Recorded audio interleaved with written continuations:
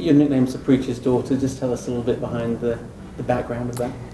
You know, my dad's been a preacher since before I was born, and he still preaches to this day. He preaches for the Church of Christ. He and my mom met when he was in preacher school, and both my brothers were born in Iowa, and then moved to Albuquerque or to Bosque Farms, and that is where I was born, and lived there for till I was 17. And when I was 18, we all moved up towards the mountains. My dad took just a couple years off of preaching, and then started preaching just with some families out of an airplane hangar, and they wound up going into one of the family members' school classrooms because she was a teacher, and then from there they wound up investing in a building.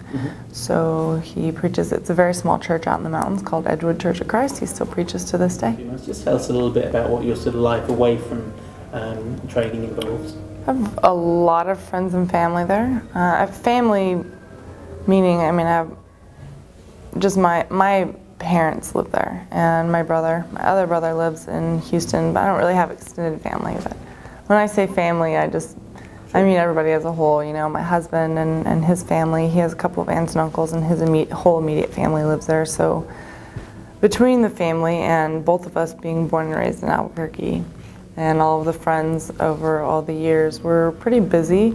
Even though it's just a small little Albuquerque, we always seem to have something going on, somebody to go meet up with. And yes, Albuquerque has been following and supporting my career this whole way, so it can be a lot sometimes. A lot of people are out and about, but Albuquerque is one of those places you can really kind of sit back and have a good life, you know, and enjoy the people around you and not just the chaos, you know.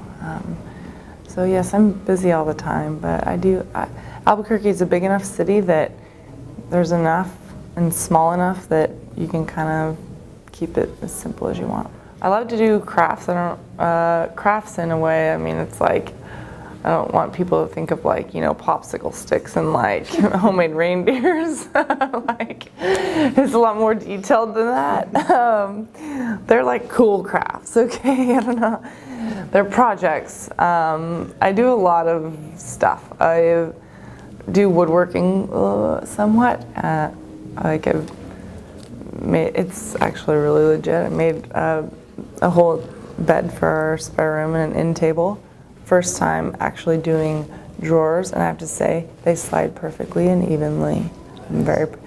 I don't know if it's gonna be a while before I jump in on that one again, because that is a chore. But I also just do like a lot of stone coasters and stuff. I have a die cutting machine.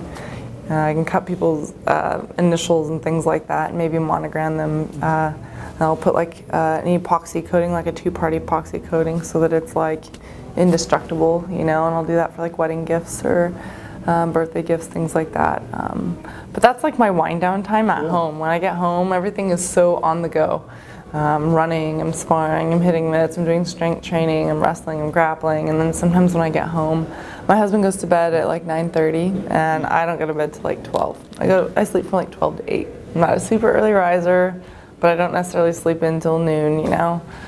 12 to 8 is usually my nighttime, and so at night after he goes to bed and the house is quiet, I just like to kind of do busy work. My favorite place to be is in the gym. No offense to the media, but it still is nice to experience new things, and really I like to just really feel like I'm taking everything in life in. So yeah, it's been fun, and I'll be ready to get back to the gym when it's over. But it's been a great experience.